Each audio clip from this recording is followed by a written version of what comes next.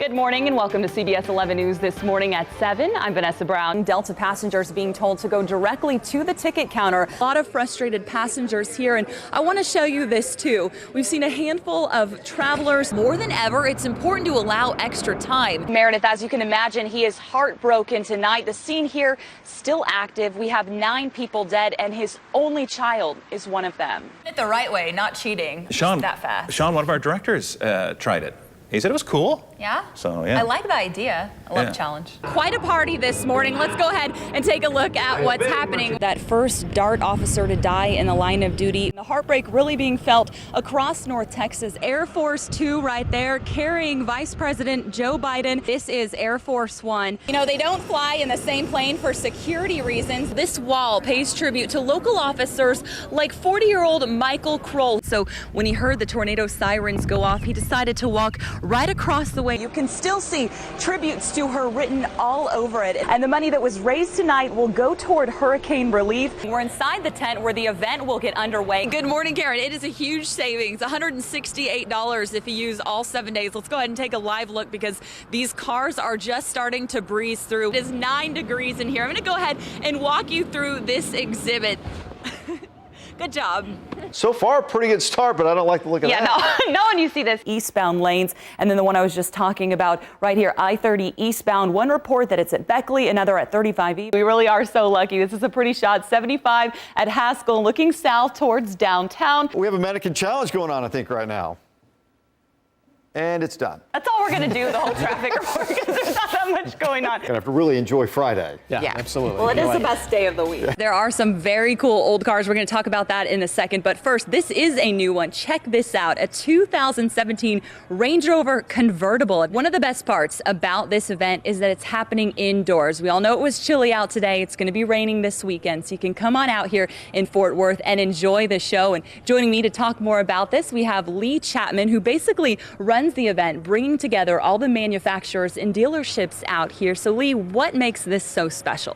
Good morning, everyone, and welcome to CBS 11 News this morning at 8. I'm Vanessa Brown. You're a local baseball fan. Some great news. The Texas Rangers are the American League West Division champs. The Rangers clinched the title for the second year in a row Friday night, beating the Oakland Athletics 3-0. Fans are expected to line up to get their hands on AL West Division championship clothing today. In Ohio, a funeral will be held today for a 13-year-old boy shot and killed by police. Tyree King will be laid to rest in Columbus this morning. The new National Museum of African American History and Culture opens its doors to the public today. A North Texas police officer is being credited for saving the day and likely a woman's new job. It was Jennifer Howard Thompson's first day on the job. Imagine, I swear, police help me out. All right, let's talk about the forecast now. Thank you, Jeff. Storms causing a headache for some. This is one of those house fires we were talking about. The weather also causing problems for this weekend's Balloon Festival in Plano. 2 more launches scheduled for today. Weather grounded balloons late Friday and Saturday. Well, Jeff, I heard the thunder last night. Hopefully nothing serious like that headed our way. You lost electricity briefly at your house, you're telling me? Briefly. You know, you woke up, you got to change all the clocks again, but no complaints. People dealing with something much more serious. That's right. It seems to be a water cooler topic for many in Dallas. People with strong opinions on both sides of the issue, and we heard from some of them today inside the radio booth. 3.3 on your radio. Monday on J-Dub City. The convergence of sports and politics has been front and center here this morning after really an unprecedented weekend. Will Chambers and John Jock Taylor delving right into controversial comments by the president about firing players who, quote, disrespect the flag. Out. He's fired. He's fired. Who says, hey, I don't want you to disrespect the flag? Who disagrees with that? Nobody. But, you know, it's never been about that. It started off as police brutality, and then people have shifted it and changed it and moved it. The last few days, players linking arms, some taking a stance because of politics. But sometimes these two worlds collide. And when these things happen... Whose fault is that? Well, it ain't mine. This duo combing through tons of tweets and texts and callers jamming the lines. We're talking about this issue and what it's all really about and dissecting it more now than we have in the last 9 months. There are people out there that support Donald Trump. There's people out there that don't support Donald Trump. What other job are you allowed to go into your place of work Hey, dog, that's a tired, John, we can't do it. The host saying it's a tired argument. John, I bet you didn't have a single solitary problem, because I sure didn't, with J.J. Watt using his platform to raise $38 million on the job. And firing back with this. Yeah, let me know next time at your office that everybody stands in the morning to do the national anthem before you get going. I mean, come on. A lot of talk, of course, not a lot of agreement, and we'll have to see what happens when the Cowboys take the field tonight in Arizona. That game starts at 7:30. Live in Dallas, Vanessa Brown, NBC5. All right, many left in tears at an already stressful time, and employees too. And they want you to know they did not see this coming. My bride's coming. She wants to be real private. Yeah. She's coming in with her mom. For it to be that intimate of a moment and special because you wanted me to have that meant the world to me. When Sarah Bliss walked into Alfred Angelo in Frisco, she met the perfect person. You could feel it in her soul, like that's all she wanted to do was help me find this dress that was going to make me feel beautiful. To help her find that perfect dress. Now, about 130 days out from walking down the aisle, she's not sure what she'll be wearing. I feel so bad. It's really sad for the brides, but it's really sad for them too because they don't have answers to give these brides that they spend their days trying to make happy. The assistant manager who helped her to be told, you know, it's over. Kathy Udvar-Haley learned about the bankruptcy Thursday morning. We went there and we tried to pack up every dress that's in that store, whether there was a balance on it or not. She says her team raced the clock to move orders without boxes.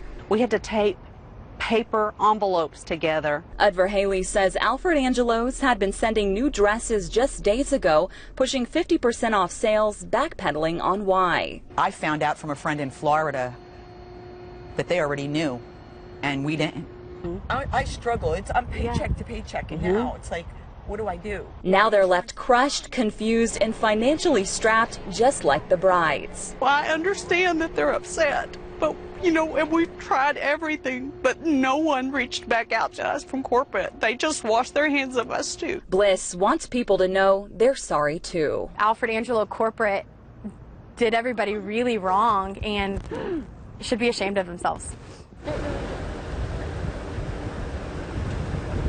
And there is a number for a lawyer here on the door. We've made several attempts to reach out and call her, but have yet to hear back. So it is still unclear who will and who won't be getting their dresses. Those employees you just heard from told me if you just ordered recently and are concerned, give your credit card company a call. It may be a good idea to cancel.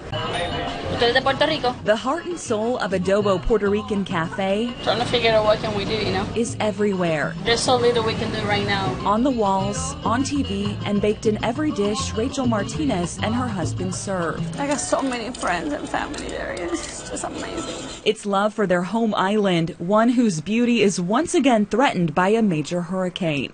Martinez shows us her childhood home just battered by Irma. A fence was blew off by Irma. Imagine what Hurricane 5 can do to it. I also have my apartment that we own it, and you know, I go once a month to Puerto Rico. Every month I go to Puerto Rico because the beach is my passion. My island is my passion. She's also watching Maria as a flight attendant, hoping to go Thursday to bring batteries and water to her family members still in the dark. And this is my grandma and my aunt. They're alone. Both taking shelter, both sick, her aunt with brain cancer. I don't know what's going to happen. I don't know. Many of the locals in this cafe have similar worries for their loved ones too. Well, I have a lot of cousins, a lot of uncles, aunts, you know, that I grew up with. It's a bond that unites them at uncertain times. I just hope everybody stays safe. That's all I'm wishing for. Material things come back. Human life, you cannot get it back. Times when you hope Mother Nature cooks up a miracle. A lot of the hurricanes, right when they're going to hit us, they go up. So let's hope for this one too. You know, we can just hope for the best. In Irving, Vanessa Brown. Thank you. I appreciate the prayers. NBC5. Thought it was a joke or an accident or someone got the wrong John. News of John Lee's sudden death came as a shock to those who knew him best. It broke my heart. I went to his house and I was just ringing the doorbell, hoping somebody would answer. The South Grand Prairie High player collapsed at basketball camp Tuesday from cardiomyopathy. It was undiagnosed. He was a big, healthy, strong kid. that work very hard, and so we never thought anything like this would happen. His head coach, Brandon Bennett. When he get tired, you know how he put his hands on his head and cross his legs, and so I would always give him a hard time about, you know, get your hands off your head, don't cross your legs. Bennett says he loved him like a son. You know, we spend a lot of time with our kids. We spend more time, I think, than they do with their own parents. And not just because of his athleticism. John excelled in the classroom first, and then on the basketball court. Lee dreamt of playing at an Ivy League. He worked hard. He never complained. 8, 9, 10. Former teammate Nate Martinez organized a vigil Wednesday, but he plans to do more. Just going on playing basketball now, it's like I had a reason to do it, but now it's even more of a reason for why I'm playing. John? So funny. Lee's close friends meeting to share memories. John had this nickname for me, Mom, whenever he wasn't at home with his own mom. And he took it literally, so every time he needed something, he called me, Mom, what are you doing, Mom? His best friend Alex was on the phone with him the night before he left. He's in God's hands, but he's in my heart forever, and everyone I meet from now on will know who he is and what he means to me. And we won't forget John. He'll be with us, you know, every day that we step into a gym and every day that we go into a classroom and we walk the hallways, he's going to be with us.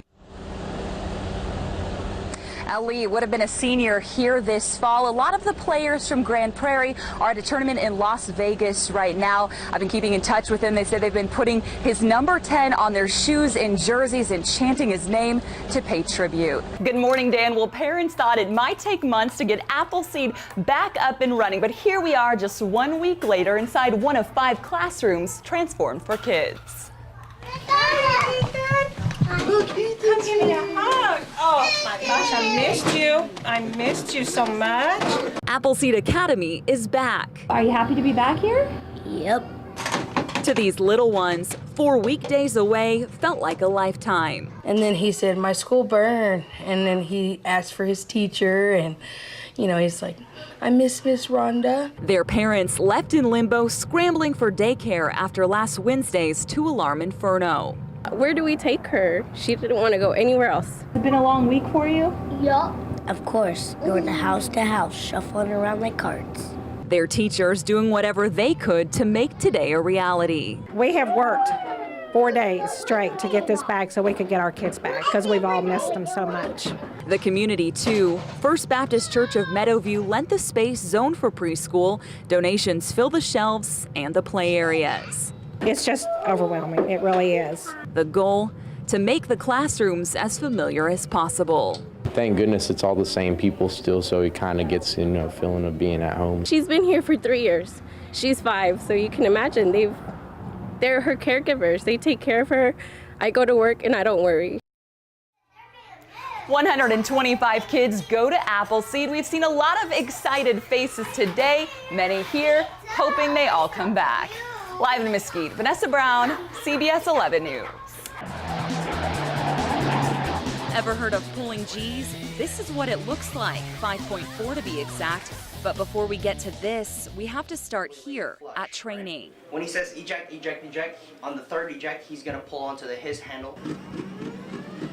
Flying with the Blue Angels is the opportunity of a lifetime. But knowing you're about to flirt with the speed of sound in an FA-18 Hornet, I'm nervous. I am nervous. Can be terrifying, especially when it goes 0 to 500 feet in 1 second at takeoff. I'm gonna let him go for the full experience because I want to get the best video. Gotta do that. So if it's like that, that's all right. We'll do it.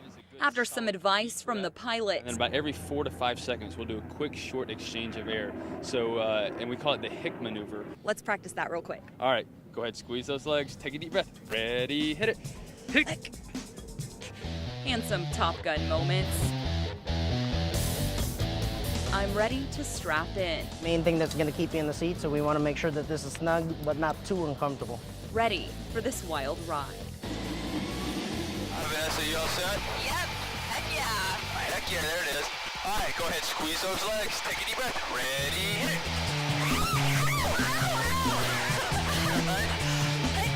All right, you can relax. And that's what pulling 5Gs feels like. Incredible pressure while climbing at speeds up to 650 miles per hour. As you sit there, the G-forces, it translates along your body, so it wants to pull the fluids in your body down towards your feet as you pull more Gs. Ready, hit it.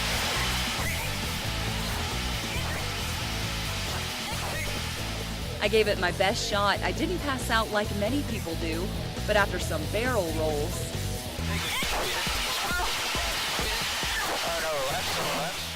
my stomach rolled. After a little breather, we were back at it again. The pilot, aka Blue Angel number 7, took me for a slow ride to feel negative G's. We dropped down to 120 miles per hour, then sped back up.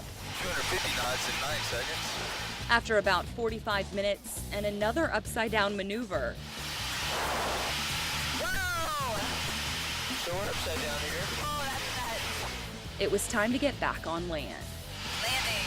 When we were joking, we strapped in 2 plastic bags in case I got sick. I was saying, oh, I don't think I'm going to use them. I used them both. A small price to pay to soar with the Angels. And thank you for running with us today. Awesome. Thank you so much. In Lincoln, Vanessa Brown, Channel 8 Eyewitness News.